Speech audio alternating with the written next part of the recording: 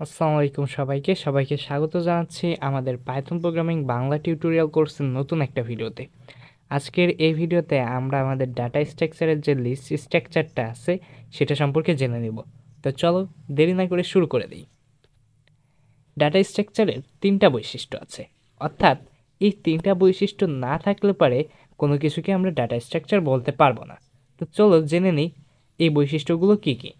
এক, একাধিক ডাটা সংরক্ষণ করার ক্ষমতা থাকতে হবে, অর্থাৎ যে কোনো বিষয়টাকে একটা ডাটা স্ট্রাকচার হতে হলে তাকে অবশ্যই একটা নয় একের অধিক ডাটা বা তথ্য সংরক্ষণ করার ক্ষমতা রাখতে হবে। দুই, ডাটা গ্রহণের সময় একটা বিশেষ স্ট্রাকচার থাকতে হবে, গ্রহণ বা একটা ডাটা সংরক্ষণ করার একটা বিশেষ নিয়ম থাকতে হবে। তিন, ডাটা রিমুভ বা যোগ অর্থাৎ রিমুভ বা অ্যাড করতে একটা নির্দিষ্ট নিয়ম থাকতে হবে, তা না হলে পরে আমরা সেটাকে ডাটা স্ট্রাকচার বলতে পারবো না।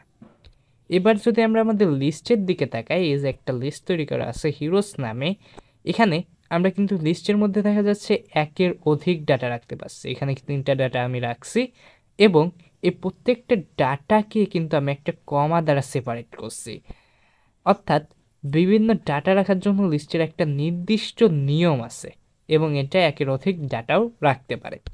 আবার যদি আমরা অ্যাড এবং রিমুভ করার ক্ষেত্রে দেখি, তাহলে দেখা যাচ্ছে যে আমরা লিস্টে একটা ডাটা অ্যাড করার জন্য এই যে অ্যাপেন্ড নামে যে ফাংশনটা আছে সেই ফাংশনটা ইউজ করি।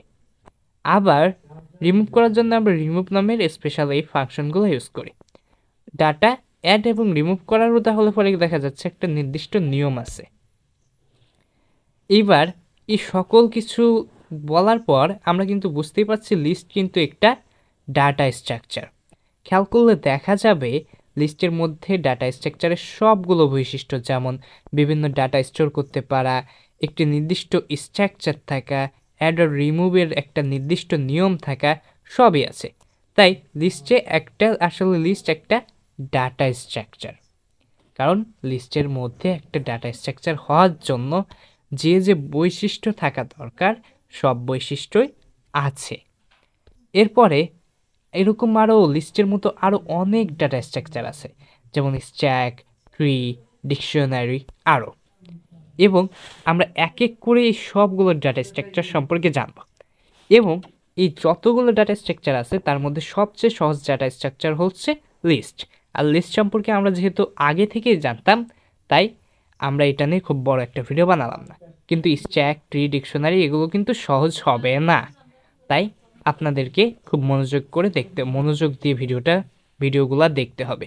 আর সবশেষে এখানে একটা কথা আমি লিখে রাখছি, ডাটা স্ট্রাকচার ইজ ইম্পর্ট্যান্ট, খুবই গুরুত্বপূর্ণ যদি আপনি প্রোগ্রামিং শিখতে চান।